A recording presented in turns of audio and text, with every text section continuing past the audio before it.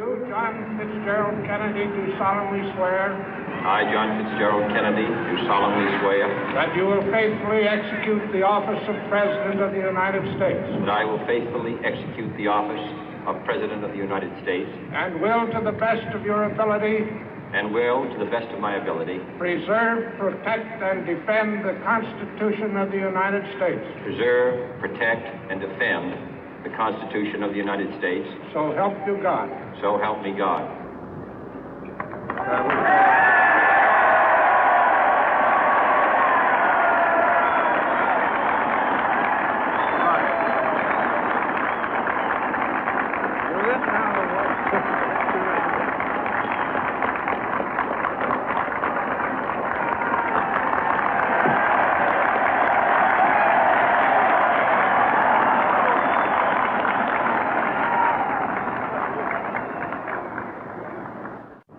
Vice President Johnson, Mr. Speaker, Mr. Chief Justice, President Eisenhower, Vice President Nixon, President Truman, Reverend clergy, fellow citizens.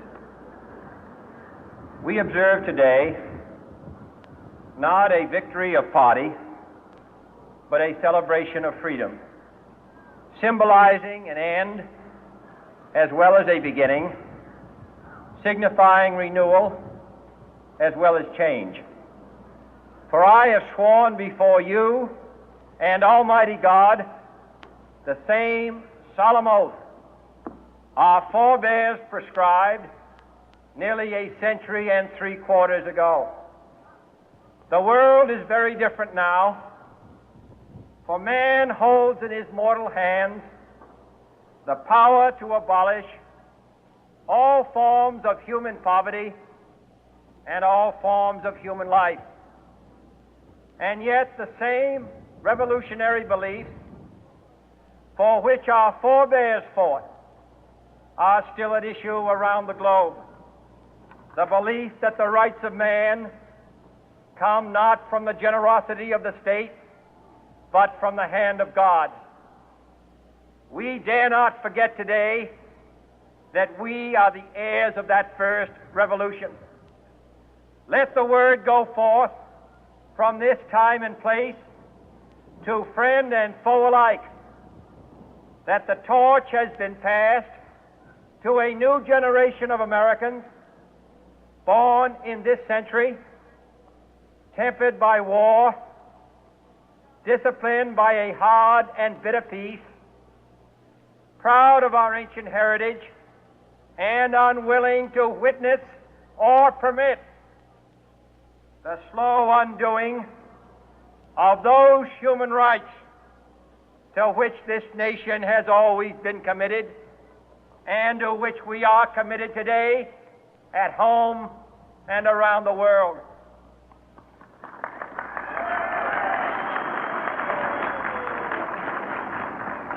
Let every nation know, whether it wishes us well or ill, that we shall pay any price, bear any burden, meet any hardship, support any friend, oppose any foe to assure the survival and the success of liberty.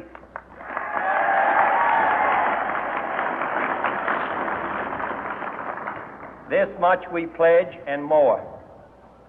To those old allies whose cultural and spiritual origins we share, we pledge the loyalty of faithful friends. United, there is little we cannot do in a host of cooperative ventures. Divided, there is little we can do, for we dare not meet a powerful challenge at odds and split asunder. To those new states whom we welcome to the ranks of the free, we pledge our word that one form of colonial control shall not have passed away merely to be replaced by a far more iron tyranny. We shall not always expect to find them supporting our view, but we shall always hope to find them strongly supporting their own freedom, and to remember that in the past, those who foolishly sought power by riding the back of the tiger ended up inside.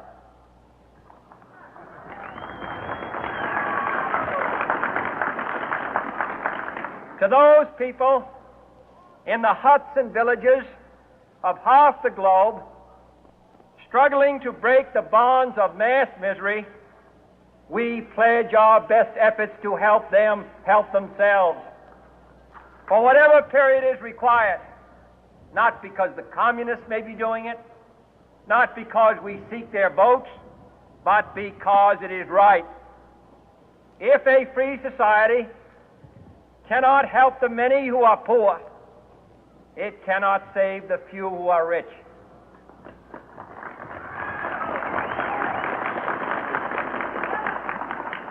To our sister republics south of our border, we offer a special pledge to convert our good words into good deeds, in a new alliance for progress, to assist free men and free governments in casting off the chains of poverty. But this peaceful revolution of hope cannot become the prey of hostile powers. Let all our neighbors know that we shall join with them to oppose aggression or subversion anywhere in the Americas. And let every other power know that this hemisphere intends to remain the master of its own house.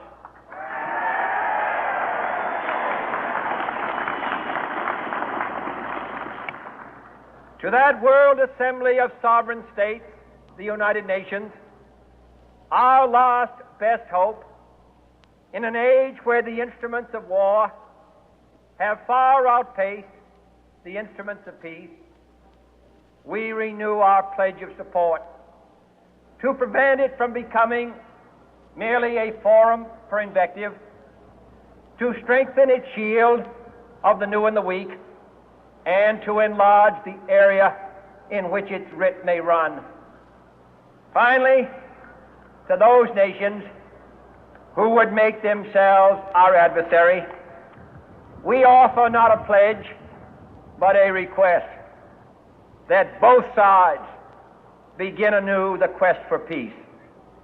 Before the dark powers of destruction, unleashed by science, engulf all humanity in planned or accidental self-destruction, we dare not tempt them with weakness, for only when our arms are sufficient beyond doubt can we be certain beyond doubt that they will never be employed.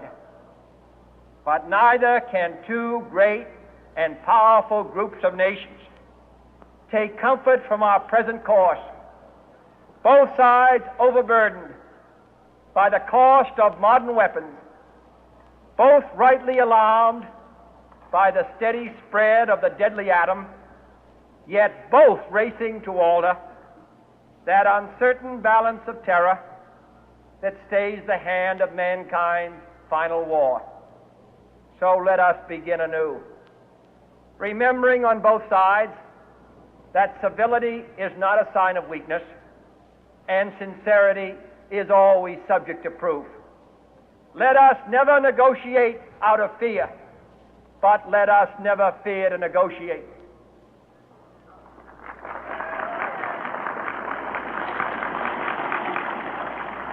Let both sides explore what problems unite us, instead of belaboring those problems which divide us. Let both sides, for the first time, formulate serious and precise proposals for the inspection and control of arms, and bring the absolute power to destroy other nations under the absolute control of all nations.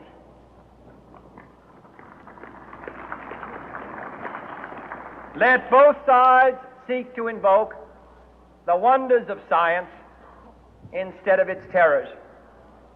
Together, let us explore the stars, conquer the deserts, eradicate disease, tap the ocean depth, and encourage the arts and commerce. Let both sides unite to heed in all corners of the earth the command of Isaiah to undo the heavy burden and let the oppressed go free. And if a beachhead of cooperation may push back the jungle of suspicion, let both sides join in creating a new endeavor, not a new balance of power, but a new world of law, where the strong are just and the weak secure and the peace preserved. All this will not be finished in the first 100 days, nor will it be finished in the first 1,000 days, nor in the life of this administration, nor even perhaps in our lifetime on this planet. But let us begin.